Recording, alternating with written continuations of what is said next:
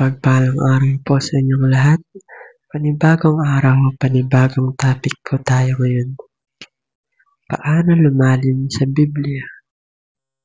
Ito po yung ating papag-usapan ngayong araw sa 365 Daily Devotions. Ang topic po natin ngayon ay Covenant.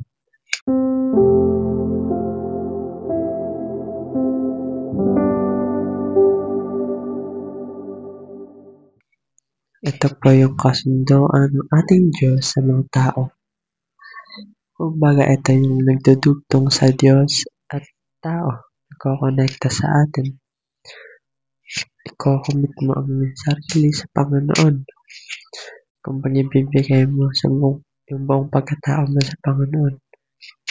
Sa paraan na pagsunod mo sa Kanya.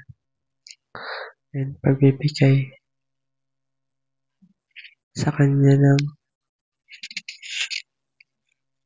buong puso mong panalangin at bibigyan kayo ng rewards. Pero nasa Panginoon na lang yun kung anong klaseng rewards nun.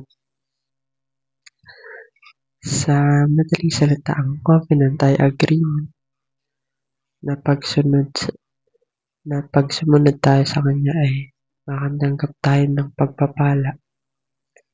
At pag nagsuway naman tayo sa Diyos ay malalagay tayo sa kapahamakan. Pag lumayo tayo sa Kanya. Ito ang agreement na yun.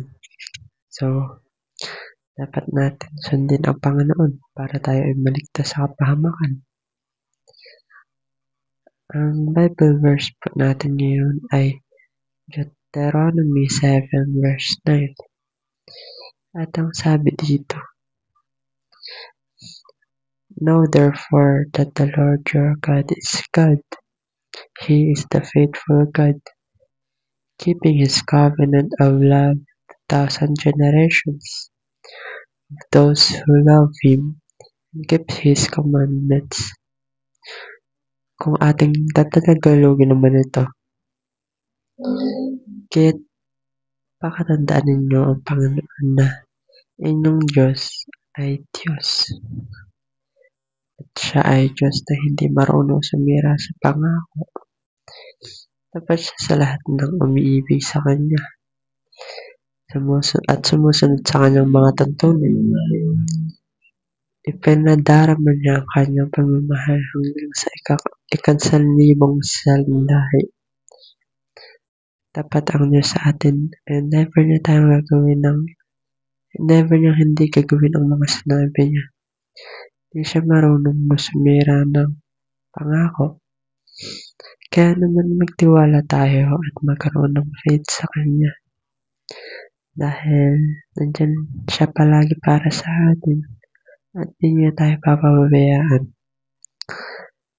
Ang nakasulat sa Bible verse na yun ay si Jesus ay nangako sa atin at ang mga pangako niya ay tutuparin niya.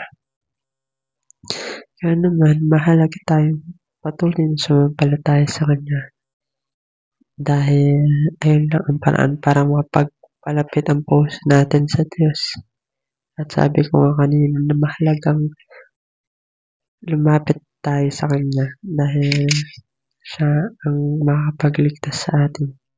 For the glory of God the Father, everything will be just fine. Your joy will